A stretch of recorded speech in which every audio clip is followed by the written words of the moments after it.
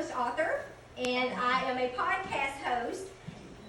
I think that's about it, and a speaker. In my spare time, I am a full-time mother, wife, and I work a full-time job as well. So you can juggle everything, believe it or not. I'm not going to say you'll have your sanity, but you can juggle it all. So really what I hope to share with you guys today is just to motivate you and encourage you that it's never too late to start something new, and then to never forget your why. Why you got into your business in the first place. Why you started. What your motivation is. And Helen Keller said that there's nothing worse than being blind than to have sight with no vision. And if you think about that, that's a powerful statement, because if you have no vision in your business or in your life where you're going, or no passion, no purpose, then most likely you're going to fail. Because on those hard days in business, it's like a roller coaster. You're going to have ups and downs, highs and lows, and it's going to be in those lows and those plateaus that you're going to need to know your why. And, I'm going to share a little bit about my story, because I want to encourage you that the vision you have today may not be that same vision that you have 2 years from now, 5 years from now. So it's okay to kind of change it up and, really revamp it. So for me, when God first started speaking to me about what he wanted me to do, all I heard was outside four walls. I was like, outside four walls? I just figured out how the church works. Now you want me to go outside four walls? So that kind of shows you that God has a sense of humor. But my husband also is an entertainer, and he's a singer. So we spent a lot of our weekends in the club, and people would come up to me and just open up their hearts to me and just start talking about me, about their life. But the moment I told them I was in ministry, they would shut down. It was like they would pull away from me, and that really bothered me because I love helping people. So, I talked to my friends. I said, why do you think they do that? And they're like, well, a lot of people have church hurt. They've been judged. I said, I can feel that. I've been judged. I've had church hurt. So I began to pray, and I asked God, what is it that you want me to do? I knew he was calling me to speak. But the thing about it is, I didn't like my voice. It's country and twangy, and I got that long southern drawl, y'all. And so I never liked to use my voice. Well, he started speaking to me about a podcast, and I was like, a podcast? I've heard a few, but I don't know anybody who has a podcast. Because I've always heard if there's something you want to do, get around somebody who's already doing it to teach you how to do it. So I didn't know anybody. So I had to Google it.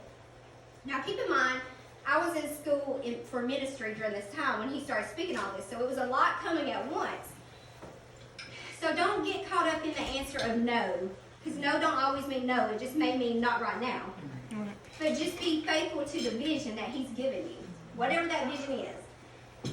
And so I started Googling how to do the podcast. I Googled what kind of equipment I needed, what's the best day of the week to do it, how long it should be, anything you could imagine, because I was clueless. So I said, okay, you've given me this vision. I have no idea what I'm doing. I'm going to do it scared, but I'm going to do it. And so if I did it 2 years later, my podcast is still going strong. And I believe that God was doing that to lead me to this moment, because now I'm no longer to be in the forefront. Before I was really shy. I would do anything you wanted me to do as long as it was behind the scenes. I didn't want to be in the front, So I thought, when he first called me to do that, I was like, well, this is a way, I guess, that I can speak, but they don't see my face. So to me, I was okay with that. It was kind of like a compromise. But I was true to the process, and again, it led me to where I am today, because I no longer have that fear. And the thing about God is, when he gives you your business vision, whatever it is, he's not going to give you the whole picture. He may give you just puzzle pieces at a time. He may give you the beginning, he may give you the end, but he's never going to give you the middle. The reason why he don't give you the middle, you'll quit. Because it's in that middle part, when you're uncomfortable, when you're being stretched, when you're being pruned, when you're growing. And this doesn't apply to ministry, this is business in general. But it's in that middle part that you're going to remember your why. So no matter what you do, it's going to be on those hard days when you don't have any sales, or nobody's coming to your spot, or whatever it is, that you're going to remember why you're in it to begin with. And like I said, don't be afraid to change it up. So again, I was still in school. I was praying. I say, okay, God, you keep saying outside the walls, but I don't really know what that means. How do I deal with these people that are being drawn to me in the club, and I really want to help them, but they shut down? again, I hear life coach. Now at the time, y'all, life coach was new. I had not heard of it.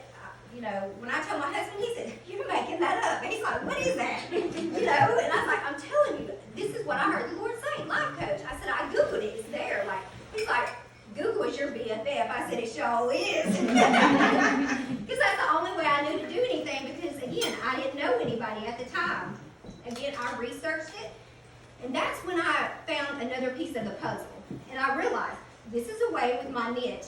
Because I really want to help people be the best version of themselves, whatever that version is. You know, when we're given a vision, we think it's supposed to look like somebody else. Our boutique is supposed to look like so-and-so's boutique. Our hair salon is supposed to mimic somebody else's. And, you know, it's okay to be like that, but I think God makes us unique for a reason. And sometimes the reason why we can't find anybody to relate to is because He's given us a vision that nobody else has ever done yet. So we're trying to make it our own.